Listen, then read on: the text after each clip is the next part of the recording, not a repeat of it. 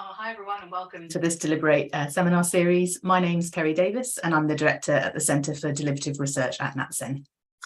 And I'm Suzanne Hall. I'm Director of Engagement at the Policy Institute at King's College London. Thank you to everyone for joining us today. It's the latest in an ongoing informal seminar series exploring a range of aspects to do with the theory and the practice of deliberation. Just by way of introduction, through these seminars, we're aiming to provide an informal, non-judgmental and conversational space for practitioners, for theorists, for policymakers, and anyone who's just interested in these approaches and ways of working to come together to listen to experts in their field, talk about their perspectives and their experience of deliberation, as well as their reflections on what works and also what could be better. So the conversations that we're having in these seminars are meant to be inclusive. We're talking about deliberation in the broadest sense. So not just the role that citizens' assemblies can play, though that of course will be and has been a part of it, but how we can use the full range of deliberative approaches to engage meaningfully with the public and policymakers on some of the most pressing social policy issues of our time. And today in particular, we're also looking ahead to not just how deliberation operates on those issues as we experience them now, but how we might also build more deliberative systems for the future. We will also consider deliberation in the context of democracy, concepts and approaches which are tied to institutions and intended to influence or create change to policy and governments, as well as looking at deliberation as a research method, using it to explore questions and challenges that are not always derived from or embedded in actual policy questions. Our series explores a diverse set of topics, including issues related to inclusivity and deliberation, how it can be done well online, how it can be used to help us identify and plan for problems for the future, never mind those we face today. We'll be looking at what's worked well, but also what's next for deliberation. How can we keep things fresh? And we also want to hear from you, and we say this every time, but it's true. We'd love it if you could get in touch and let us know what aspects of deliberation you'd like to see debated, and we will do our best to help. Are we getting the coverage and the focus right of what you're interested in? So please give us your ideas. Yeah, and just on that, some of you have, thank you for that. And that's definitely going into the planning of the next round. So please do send us your ideas for discussion. But whatever the topic, whatever we end up talking about, these conversations are not intended to be a how-to guide. We really just hope that what you hear today and in the other sessions and in future seminars will really encourage you to reflect on your own practice, inspire you to try out new approaches perhaps. We also hope that they'll help you develop a bit of a language to help you talk to clients, to funders, to commissioners, anyone who's listening about the value of these approaches. But more than anything, what we really want to do is forge a bit of a community of practice. We're all here today because we're intrigued by or we're grappling with the potential and the possibility that these approaches can bring. And I think we can all better realise that by working together and sharing what we found along the way. So today, we're going to be sticking with the theme of our last seminar, Deliberation for All. So last time we looked at the risks and the opportunities of building more deliberative systems. And today we're asking a question about what technologies, what future thinking as well, we might need to make such systems a reality. And we face so many unknowns about how to scale up the participation of citizens in deliberative activity. So what would it mean to be a truly deliberative society, the kind that Claudia talked about in the last session that we had? You know, do we need to look to new technologies, for example, AI, to realise some of these ambitions? And what else do we need to know about how or where to focus on what we might be trying to achieve, as well as the practical, societal and economic changes that we might need to bring about as a result? So without any further hesitation, and for those of you that haven't been to these before, I'm just going to explain a little bit about how these is going to work. So in the seminar, we're going to hear from a range of speakers who'll share their point of view before responding to a series of questions. There'll be plenty of time for you to have your say as well, so please feel free to post the questions in the chat box, along with your name and your organisation if you're willing to share. And to add to that as well, both Alice and Kat, our speakers this evening, are probably going to pose a number of questions and thoughts into the room as part of what they say. So actually, we'd also like you to respond to them, and we'll go back to that once we've heard from them both. And so today, obviously, we're delighted to be joined by two leading figures in their fields. And firstly, we'd like to introduce Dr. Alice Su, who's the Associate Director of the Deliberative Democracy Lab at Stanford University. Alice received her PhD from the Department of Communication at Stanford with a focus in political communication, deliberative democracy, and public opinion. She's advised policymakers and political leaders around the world at various levels of government, including leaders in China, Brazil, and Argentina. Her research interests in deliberative democracy include what happens inside deliberation, such as examining the effects of socioeconomic class in deliberation, the quality of deliberation, and the quality of arguments that get made in deliberative fora. And a big welcome as well to Kat Zuzat-Tully. Kat leads the School of International Futures, a not-for-profit international collective of practitioners based in the UK who use futures thinking to inspire change at the local, the national and the global level. They've worked with organisations like the UN, NATO, the Royal Society, national governments to make the world a fairer place for future generations. Through their work, they also support a growing network of next generation foresight practitioners.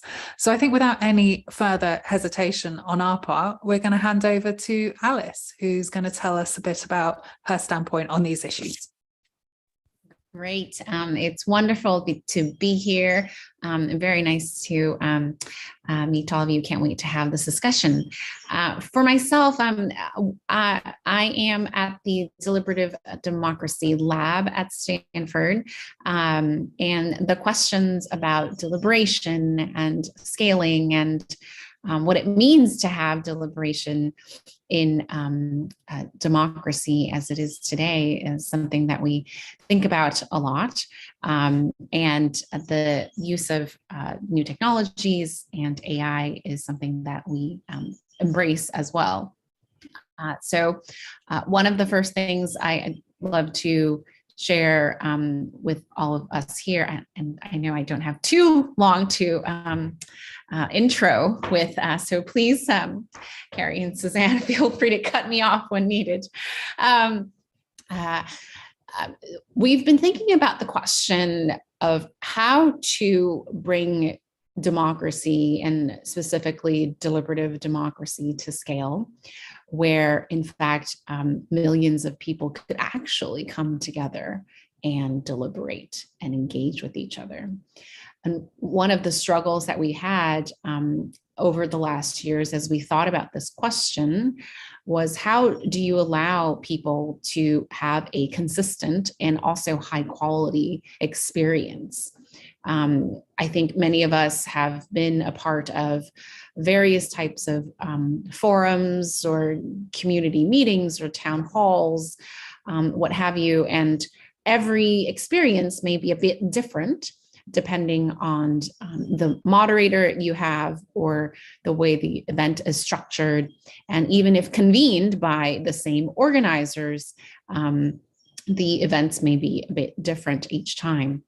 And what we've been thinking about and had thought about was how to bring a consistent high quality deliberation out to everyone every single time. And in thinking of this, we collaborated with engineers at Stanford that wanted to use technology to scale deliberation. And so with this in mind, we created what we now call the Stanford Online Deliberation Platform. And it's a platform that is AI assisted, that allows for the platform to help moderate small group discussions. And because it does not require a human moderator, we actually are able to have an unlimited amount of small groups simultaneously, allowing for every group to have essentially the same moderation style and the consistency that we haven't been able to get before. And I say specifically AI assisted because I know very well there are a number of discussions out there about concerns about AI and what that means when it comes to taking part in deliberations or everyday life and social media, et cetera. And we have purposely made it AI assisted so that there is a significant amount of human intervention that is required to run the session, but also in terms of making sure things are going about as we want, and we can intervene manually as well. And just to give a bit of a more preview, the platform itself has a speaking queue, it has timed agendas, it allows the platform to nudge participants if they don't participate or haven't participated a lot. And in the nudging, we've actually been using natural language processing to encourage participants to join in with particular arguments that may not have been shared in the deliberations themselves. And using a lot of group decision making as well, allowing the group to decide when to move on, whether they feel like lots of the pros and the cons in the discussion have been shared already. So this platform itself, we developed a few years ago. We've now used it in 40 countries in over 20 languages. And last month, we wrapped up a project that had over 6,000 people on the platform.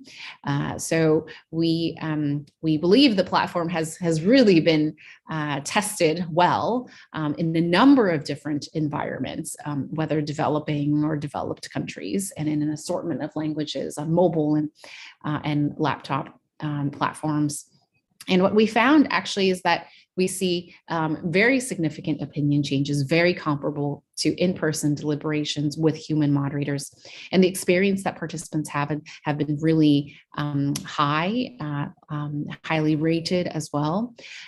So with the platform and other technologies that are out there now, we think that having a deliberative society is actually within reach.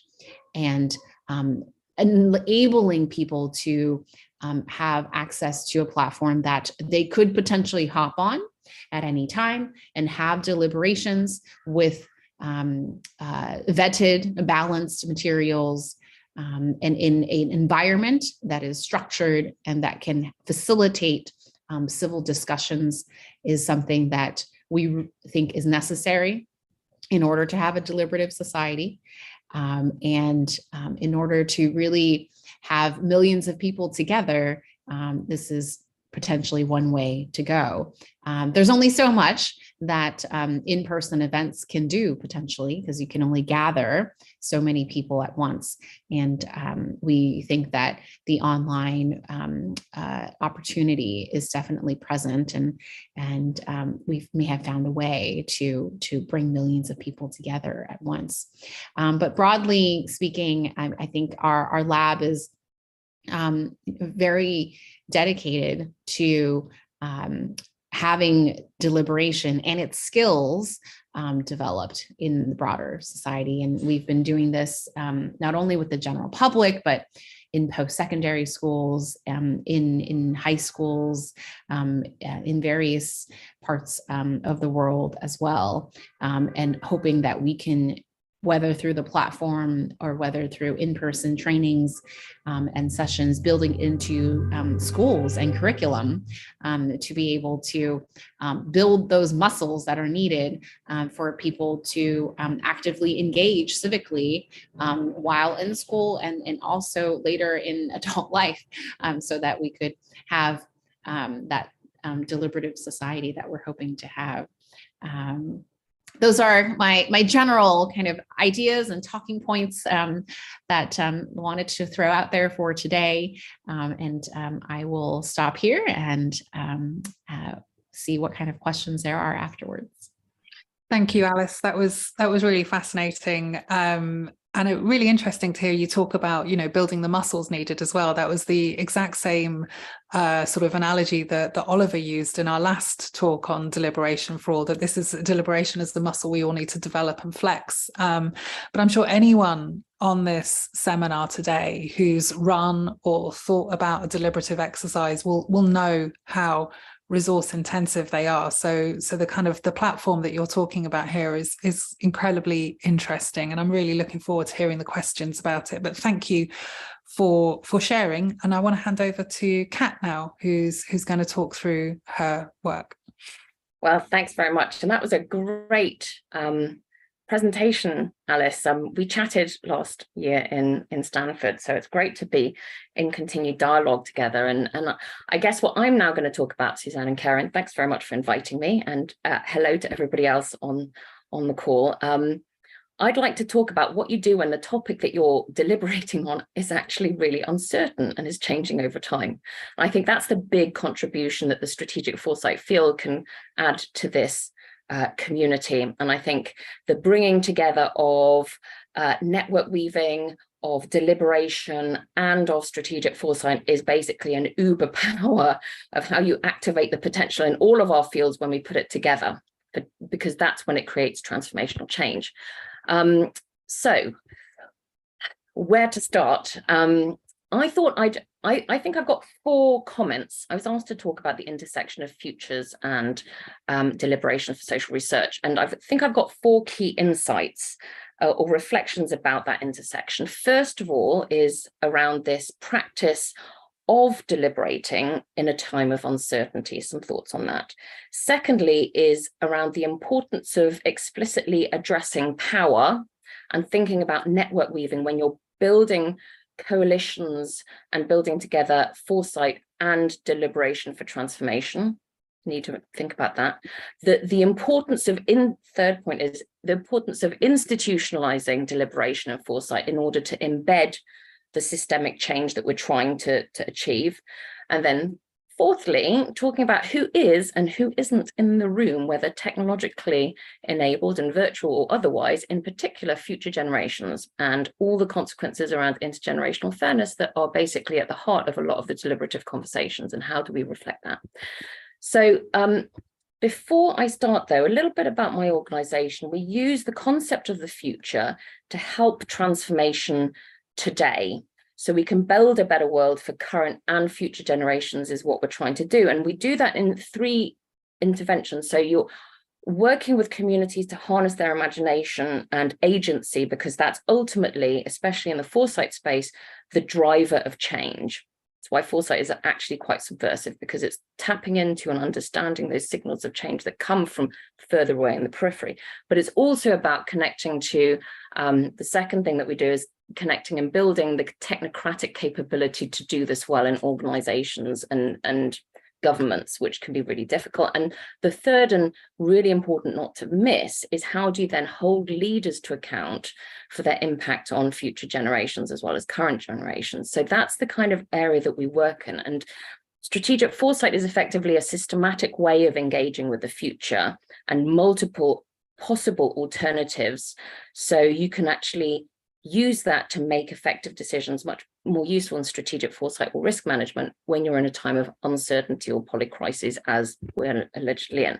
So there's lots of growing interest in participative foresight at this time because of the embedded knowledge and understanding of weak signals and change and transformation that comes from actually connecting with much wider communities, understanding how synthetic biology might influence, the role of families in the future. You're probably not going to go to people in the Horizon 1 in the incumbent institutions to be able to really imagine that. You need to go to creatives and philosophers and others to really think through those kind of implications. So participation is, I want to say, at the kind of very heart of the material that we're drawing upon.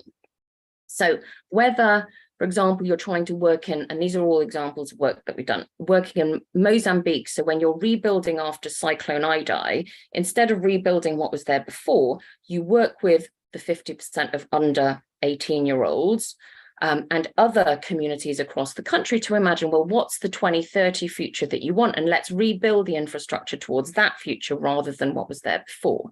That's a kind of deliberative kind of engagement process that really needs to be built on. For example, when you're thinking about the future of Oman and having participative conversations with 15-year-olds, 19-year-olds, 24-year-olds, as you know, in many countries with very high demographic rates, those attitudes can be extremely different with very small age gaps between them. How do you build their understanding of what alternative futures, risks as well as desired futures that we want to create might look like? How do you come together as a community, academics, activists, governments, scientists, to think about a nuclear zero free world in 2045? These are all examples of where you need to kind of engage with issues of uncertainty and change and deliberation at the same time. So 4 observations. I said that the need, the core importance is that, deliberation looking back and at the future and at the present will just consolidate power dynamics and fail to identify where the opportunities and the challenges are coming fundamentally. And in fact, that the space needed to, especially, for example, citizens' assemblies around climate change, or when you're thinking about national dialogues about the Wales we want, for example, the need for interaction, exchange, having evidence feeding in about the drivers of change, but then really getting people to deliberate about how are the interdependencies, what happens if climate change consequences occur before you move to a post-carbon economy, or what happens if it happens in the reverse. These are very major social implications. Nobody knows. People are much better thinking through those things for themselves than actually scientists, governments, and industry, as the ScienceWise program, excellent ScienceWise program on governing emerging technology demonstrated to us over 15 years. So how do you incorporate that into the practice and the design of these conversations? And reframe and talk about alternative possibilities and what to do in alternative possibilities, what's desirable, what might not be, what are kind of no regret approaches that you might want to do now. This is all really valuable questions and prompt questions that you can mine the strategic foresight field for and connect it. In terms of thinking about weaving coalitions for transformation, this is my second point. I mean, when you're doing deliberation and engagement on an issue that's changing, you then, who is it that you want in the room? And for our perspective, it's not just citizens in a broad brush. What we are trying to do, and this might be a helpful insight for you, is to weave coalitions of change, to think about who are the early adopters in Horizon 1, in incumbents, ministries, big companies who are, in the status quo, who are up for changing. Who are the Horizon 2 actors, as we call it, the entrepreneurs, the startups, the insurance companies that are developing insurance products for driverless cars, for example, and then the visionaries. And how do you do engagement across those quite thoughtfully curated coalitions who are then able to kind of bring back and potentially build sufficiently consensus to then act on that work? I'm speeding through this. So third point around institutionalizing deliberation and foresight is the importance of having docking points in governments, in particular, whether it's a future generations commissioner, whether it's an audit body, whether it's a parliamentary body, where these processes and conclusions can actually be docked into. What's interesting, for example, for us is what's happened with Wales. Having that quite top-down approach has really then created the space for bottom-up, community-based dialogues about the Wales we want. And we've done quite a lot. The Voluntary Council have been doing really interesting work with place-based and identity-based small communities who are all then kind of feeding up into this kind of overarching mechanism that's working. So that top-down and bottom-up approach is very powerful indeed. Something else that we're doing is something called the National Strategy for Next Generations that looks at the integrated review in the UK, which is a cross-government long-term mechanism for strategic planning in the government. And we're saying this needs to be opened. You can't do that with a bunch of civil servants in the 21st century that's uncertain. It needs to be a whole of society conversation about the future of the UK and its role in the world. Fourthly is around who isn't in the room, and future generations is incredibly important, how we reflect their interests. This is a flaw in democracy that is now becoming an existential flaw over the 2020s, and we need to kind of address that and getting their insights and interests reflected. So what I could talk for a lot more and get on my soapbox, but I am going to ask you to contribute, if you could, to 3 sets of issues that we've been really wrestling with, and I'd love to exchange with you on. First of all is around practice. So that's questions like, how do we connect across our practices, like deliberation, network weaving, foresight? How do we make time to learn, and how do we recognize the invisible emotional labor involved in making this practice work and the results really sing? Because that ain't funded, and that is the thing that makes this work or not. Secondly is around impact. So how do we scale up activity? Do we do it modularly, or through technology? And how do you resource deep quality engagements of the kind that are going to be really necessary when people want things in small chunks? And then finally, it's like, how do we take advantage of this moment in time? Because there does feel as if there's a massive appetite and a window now for really leaning into this. So the positive side is, how do we make the most of upcoming opportunities like the UN? It's got the Summit of the Future. This is all about national listening exercises, blah, blah, blah.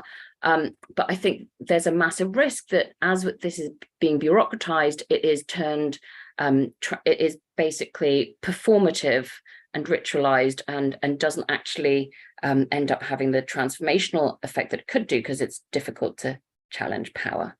So I'll stop there and hand back over to you. Thanks very much, Kat, and thanks, Alice. So I think two takes on the broader question about a kind of more deliberative futures, and I think there's definitely some overlaps between some of the sort of the systems and the provision, which a lot of Alice's work might start to enable us to think through, and then Kat setting the scene for the context in which some of that work might be going, and allowing us to kind of question what else we might need, as well as some of those other dimensions that you picked up there, Kat, in terms of engagement. And I wrote down participative foresight, because I'm going to Google that later. Sounds very good, or just talk to you more about it. Some really fascinating reflections, and I'm already starting to think about some of the kind of connections and relationships.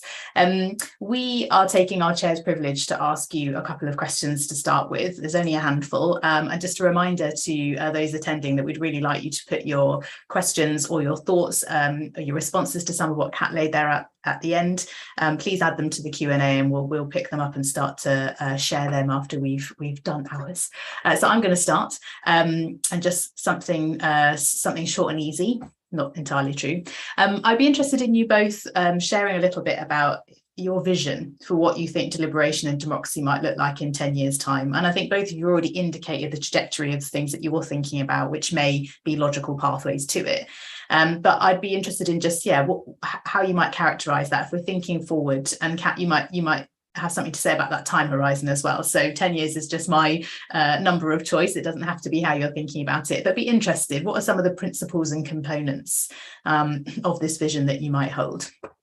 So I don't know who wants to go first there. Alice, maybe put you on the spot. Sure. It is a difficult question. I guess the vision of what I want it to be, or the vision of what I think it will be, are quite different. What I would love for it to be is a bit of, I hope, of what I described, in that whether it is our platform or some other platform that's available to the general public, that everyone who wants to would be able to have an opportunity to log on to a platform to practice deliberation and really spend time discussing policy issues that they're interested in.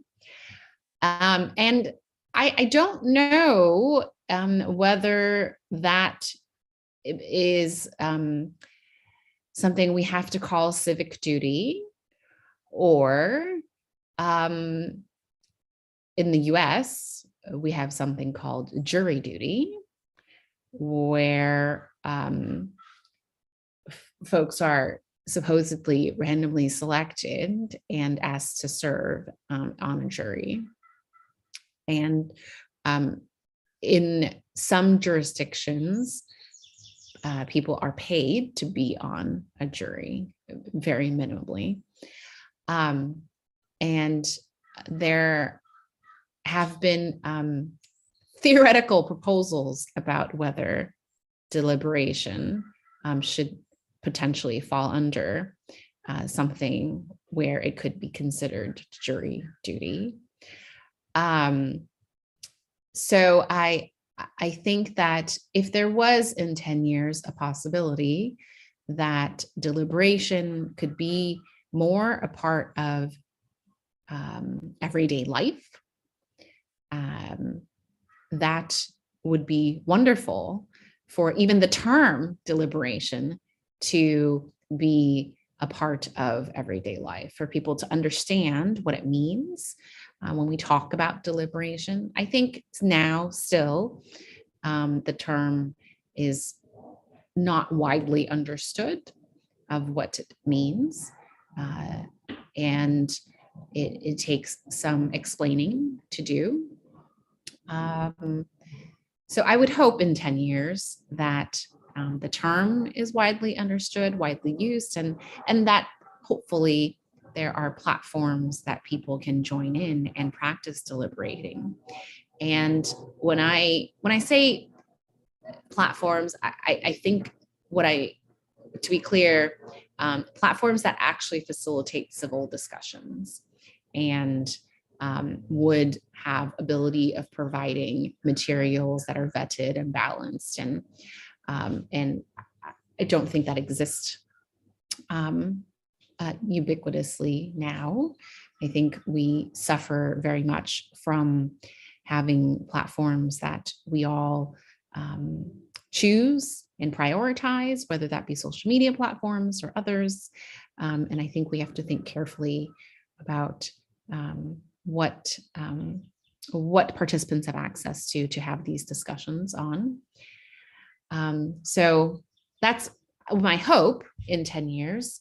It may not be very ambitious, probably because I'm not too optimistic about what it could potentially be.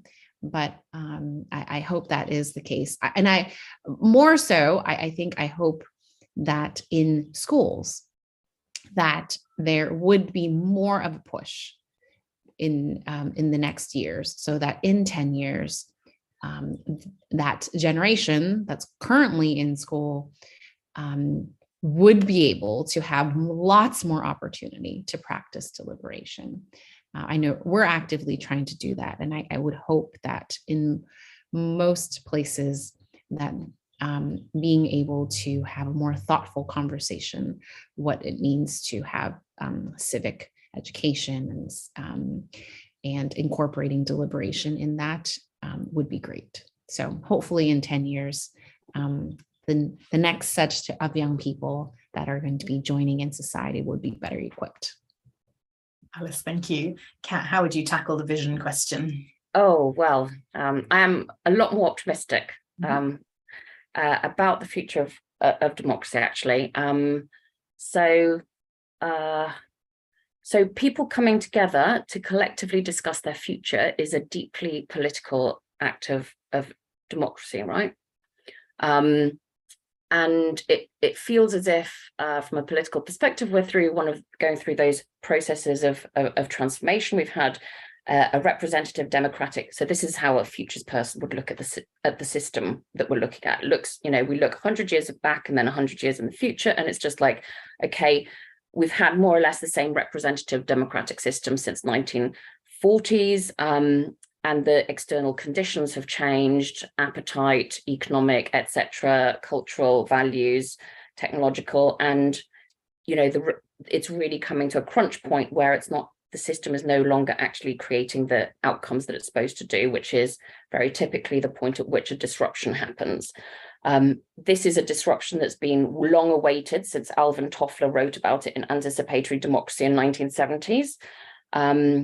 So, since the limits to growth, it's like the 2020s was always the decade in which all of these issues were going to come together and force a new form of kind of democratic renewal or an authoritarian control, depending.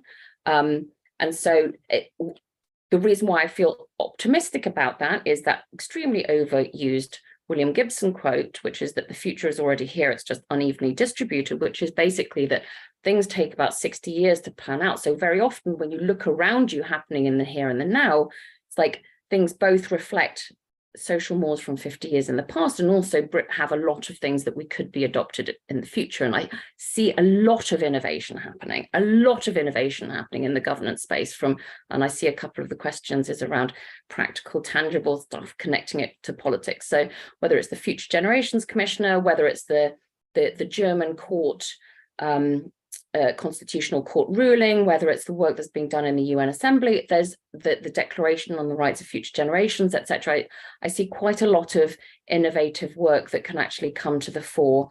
And what that might look like is, this opportunity over the next 10 years to connect representative and deliberative democracy effectively, and thinking about very much that question, which is that what's the docking points and the institutional connection infrastructure that's needed to be built. And I'm seeing a lot of interesting work around that. But first of all, at the community level, what you see is a lot more conversations, including not just tech-enabled ones, but returning to the value of Indigenous councils and stewardship, which also is increasingly being tapped into, although not recognized often in some of this conversation, and is really critical. I mean, at the level of civil servants, around seeing them as stewards, seeing themselves as stewards of the process rather than top-down identifiers of policy. So building the practice, or the different practice is needed, different kinds of skills, whether it's multi-stakeholder engagement, design of processes, listening, very important. And again, there I'm seeing interest amongst government, schools of government, civil service colleges.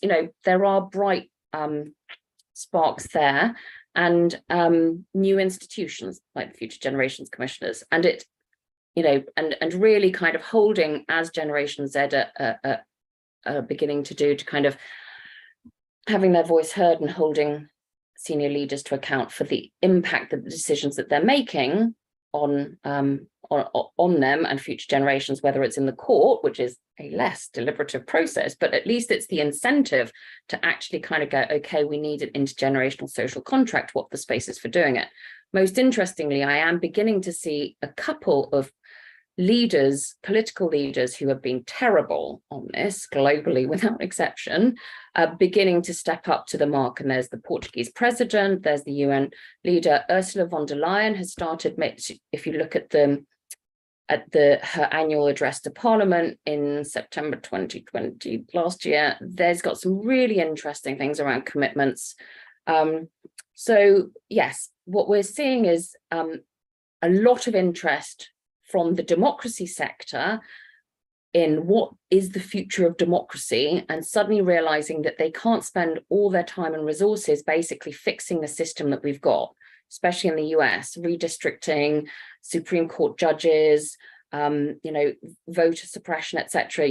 That kind of stuff is really important to fight. Of course it is, but we need at least 3% of the time and energy also looking and designing what that much more imaginative scenario looks like, and actually advocating for that. And so these are things that make me optimistic, including the energy of all the young change makers around the world who just want to make shit happen, right? Which is really wonderful. Thank you. It's really really powerful as well to have those kind of an optimistic view of where this can head as well. So thank you for that. My question I wanted to pose to you both is whether you can tell us a little bit more about inclusion as well. So if technical solutions are part of a more deliberative future, then who's left out? And in that question as well, there's been a couple of questions from people in the seminar today. So Michael Bond has said, thank you for sharing your experience and the experience of the participants using the deliberative platform, but how was the platform made accessible to disabled people, in particular people who may have sight loss, hard of hearing, learning disability, neurodiverse, and another one making a similar point. So is there any evidence that AI assisted tools exclude certain demographic groups? So yeah, just thoughts from you both on issues around inclusion would be really helpful. And I think Alice, if you're okay to go first on that would be great. Yeah, absolutely. Something that we think about a lot, the question of inclusion on various levels, specifically on Michael Bond's question.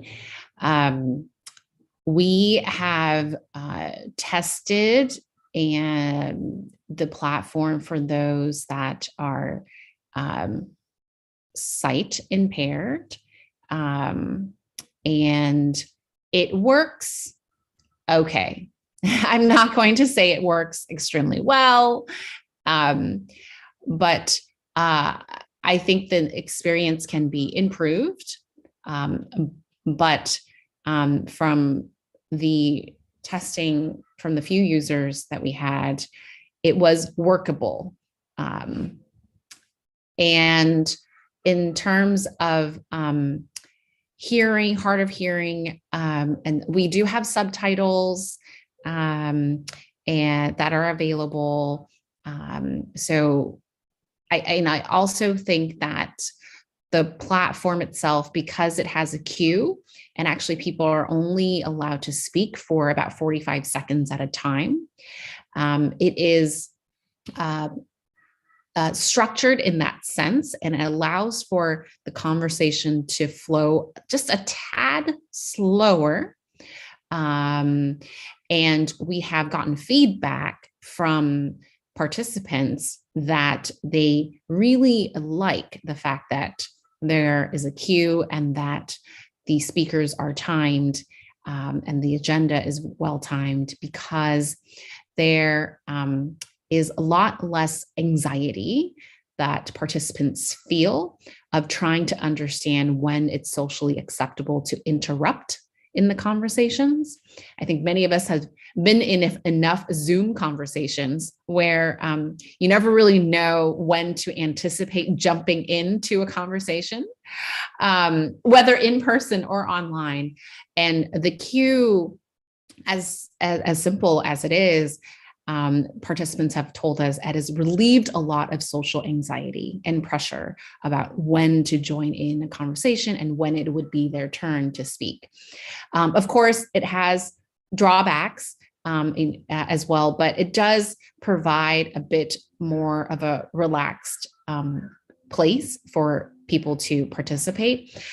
So I think, to answer Michael's question, we are doing our best with the technology and the resources that we have to help provide a better experience for those that may need some assistance. In terms of the other question, but inclusion just generally, we have been doing the deliberations in a variety of countries, including Peru, in now 5 different African countries. And we have found that the mobile use of our platform has been very well received. We've reached parts of Peru that our collaborators have said that had never been reached before. The fact that the majority of our participants from Peru, for example, were functionally illiterate. They were still able to participate, and we were able to reach them to participate solely because they were using their mobile phones and they didn't have to travel to a certain place to participate in person. So I think that having the mobile and online technologies have enabled a sector of the population to join in that they would not have been able to previously. And that's the same that goes for people of different age groups and different types of abilities. Having said that, I fully understand that the in-person experience brings a wealth of other benefits too. And so I think for any given project, it's a trade-off to decide whether to have it in person or to have it through online technologies. And just to add in terms of inclusion and participants, specifically for our deliberative polling projects that we do compensate for all of our participants for their efforts and contributions. And so they get a cash monetary incentive for participating in our events. On top of that, we offer dependent care and family care assistance if they need that. And for those that are participating online, we offer internet supplements and a boosting of their internet for the month that they are joining us. And so we, in short, we do everything we can. If they're drawn into our sample, we do everything we can to include them. Thank you. That's great. And Kat, just over to you. I wonder if there are any reflections from you about inclusion and how we can make sure that this is available for all if we are going to build deliberative systems. I think Alice, what Alice said very much resonated with us, although ours is much more. We work through networks of networks, so associations, and particularly then target particularly, for example, in Portugal, diaspora communities, organizations who are working with people are really on the periphery, etc., and work with them to come up with solutions in those situations. So, but everything, the principles that Alice outlined were absolutely spot on. I wanted to kind of bring out two reflections on inclusion, which is around differences in the level of knowledge, and therefore the legitimacy by which the kind of results of the deliberation can sometimes be taken on by policymakers and leaders, which is, I think, something really interesting when you're doing youth deliberation and engagement, and the value of having the kind of flattening and commonizing of like, here are external independent injects, but about the future, and then a structured way that everybody can then contribute and draw conclusions. It's a very powerful way, especially with people without that kind of experience or otherwise expertise, to be able to say, this is the power base upon which I can influence policy making. And that's proven to be extremely important. And I can give you examples with some digital futures work with, political parties in Kenya, etc. So I think that's an incredibly powerful platform. The other one, I think, is around cultural diversity. And so not just about, ability to read or not, but actually what are the kind of frames that people have to be able to conduct conversations in the frames that we bring and don't even realize are, exclusionary, right? And that can often be the language, I don't mean the language, but the words that we use, the mythologies that we're relating to, and the methods that we apply, whether it's a screen or words and so I think what I find it personally really exciting is the proliferation of methods by young practitioners that are connected to the communities and the worldviews of the communities they serve, and I think that's what the way that we kind of expand and get scale personally is through that kind of network of diffuse practitioners who are really connected to their local places, communities, concerns, and cultures, and yet also collaborate and work together. Of course, there's also really lovely ways of, I think, gaming, you going into, so for example, our next generation foresight practitioner winners for 2021 were Basque. Always good to get the Basques involved because they have high motivation to get good deliberation and good kind of Basque insights, right? And so they're using Discord to do a lot of their deliberation on, and they're just hooking young people in and others in that. So I think that's, again, disseminating the power and innovation of these of these practitioners, and then having the space that's funded to come together, reflect, learn, and disseminate all these insights is I think a big area for focus. Thank you. Is it my turn? So just checking, we're playing question tennis. One of the things that I was going to ask you about, and again, I think we'll wrap it together with some of the questions that are coming through from people who are listening. I was going to ask you a bit about the fact that today we're obviously looking at longer term horizons, and I was interested to hear from you both about kind of good examples of promising innovations that we could sort of look to now, you know, if we're kind of moving to say, let's say more deliberative futures, or that's certainly what we're hoping for. Whilst I think both of you started to indicate, I think, things that we're talking about now. So let me connect that sort of general context to a question about deliberation and policy making, and sort of in the now, are there any good strategies for persuading politicians to take them seriously? So this is a sort of age-old question with deliberation and deliberative work. But one of the questions that Andrew Phillips asks is, should politicians themselves be involved in the deliberations? And so, oh yes, there's some nodding. And then how can that work? You know, what can we do? We see examples now. What do we think about that? And I mean, you know, Kat, you've already sketched out a sort of networked, I can't remember your exact language, network weaving that could play a role here in deliberation. But what else could we be thinking about? How can we persuade politicians and decision makers? What else should we be doing, especially when we've got this sort of longer term trajectory and vision to our work? Whoever wants to have a crack at that first is welcome. Kat, do you want to go first? I'm still reflecting, to be fair. I've got some interesting examples, and then you want to kind of go, oh, you asked also about like should politicians be involved? $1 million question. I will refer to you to our National Strategy for Next Generations pilot. So I think so my view is that these national dialogues that are becoming increasingly de rigueur or fashionable should be convened by a coalition of interested civic-minded foundations that are, and the process being connected but independent of politicians, very frankly. It should be also there are ways of bringing politicians, and what the ideas that we've been doing, is, so for example, here's the national dialogue that you're conducting that's informed, that's basically at local levels and as well as a kind of national citizens assembly. How do you connect it into politicians? Well, support the local MPs connecting into those local community dialogues about the future of the UK and its role in the world. Then how can it connect to the various all-party parliamentary groups and select committees?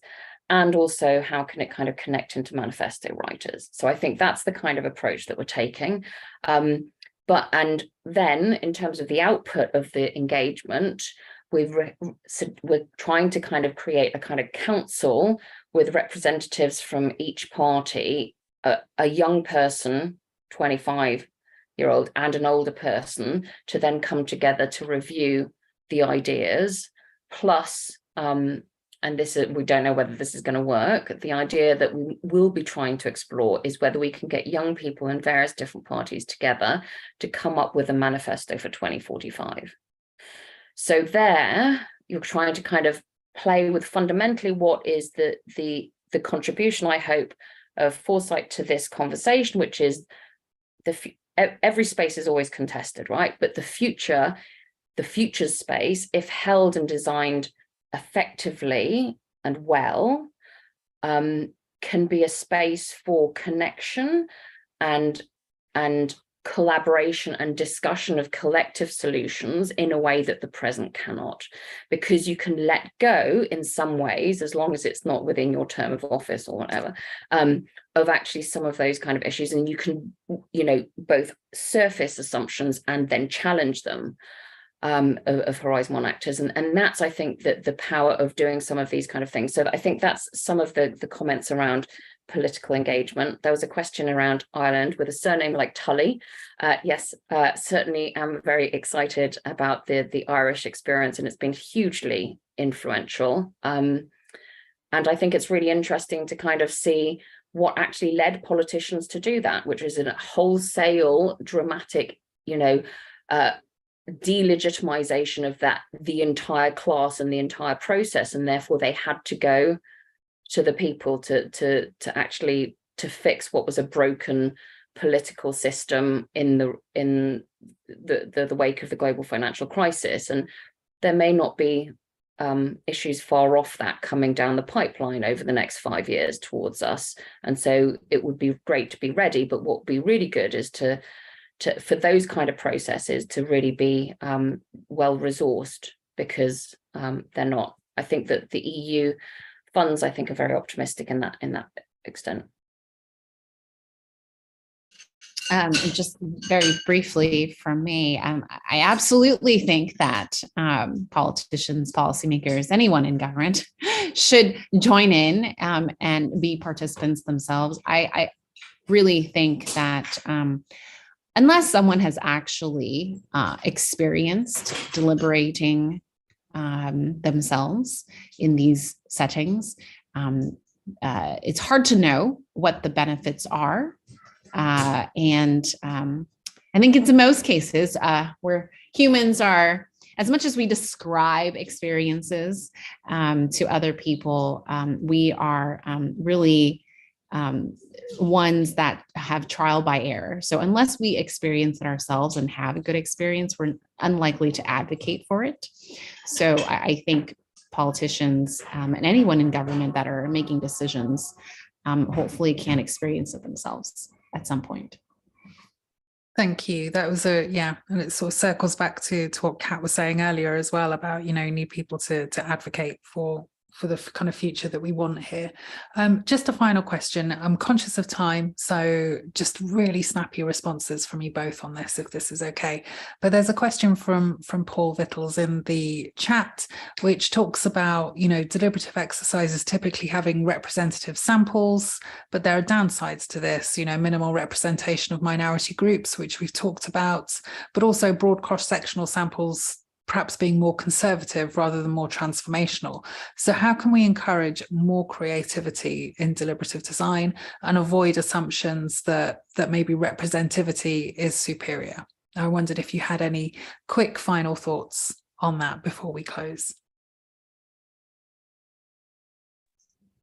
For myself, we're guilty of running lots of representative samples, but things that we've done outside of that is we target specific populations. So we've done a number of projects where specifically with the 18 to 29 age cohort, because we want to know specifically what they think about certain issues. So I think it's important to, I think the idea of having representative samples is to be able to speak more generally about a certain population. And it's more about the accuracy of sampling and making sure that you're not getting people that are just volunteering to participate. I think that's the key in a representative way would be my answer. Thank you. And Kat, I don't know if there's anything you'd like to add on thinking creatively about who's in the room. We've talked about who isn't, but how do we make sure that we think creatively about who is there? I would answer this by saying I'll share a piece of work that we did around innovation having a first mile problem. I think the answer to a lot of all of this stuff, like deliberation, is mostly a means to an end. It's sometimes an end in itself, a good, but mostly means to an end. And we do absolutely not enough thinking up front about what is the end, what we're trying to achieve, therefore who should be in the room. So I think a lot of these questions, design questions, need to be in service of that. And I just think that whole design first mile is in our practice. The people who do it really well intuitively, but people don't actually document and talk about what actually makes it really successful. And that ecosystem, it's, to Sophia's point, understanding what the dynamics are. And so are you risking exacerbating some problems or not? And it's like all that kind of really hard work. How is it going to connect into transformation today? What are the vehicles for change? What's the burning platform? All of that stuff needs to really be understood. And then that's how you select the people to be in the room or online. Whichever room, virtual or real. Thank you so much. Really interesting questions. And Kat and Alice, it only remains for us to say thank you for joining us for this conversation with them, and thank you to Kat and Alice for your experience and your sharing your expertise so generously with us this evening. We really appreciate it. And of the questions, we've kind of covered a lot of them. Those we haven't, we'll try and get to them in the write-up. So I'm just going to hand over to Ceri to close.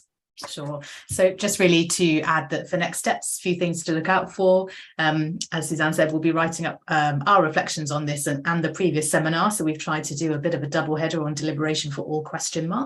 And we'll be sharing that back out, and we look forward to hearing any thoughts that you have after reading that.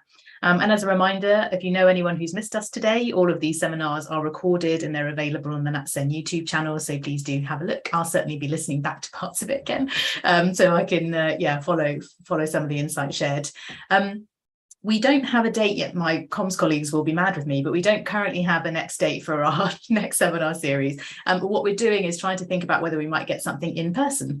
So watch this space for further information. Yes, maybe, let's see, which would be great. So we're thinking about that right now. Please keep an eye out for our comms, and it would be great if you could join us that way too. The other thing to say is that we're obviously thinking a bit about what some of the topics can be for future seminars. And one of the things Suzanne and I have batted about is whether we should be taking on challenges.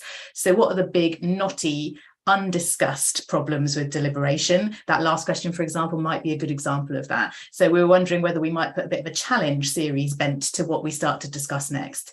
So again, if you've got particular ideas, strong thoughts or feelings, please let us have them, and we're happy to try and program around them. So that's all from us this evening if you're in the UK, and thank you so much, Alice, for spending some of your morning with us too in the US. Thank you for joining, and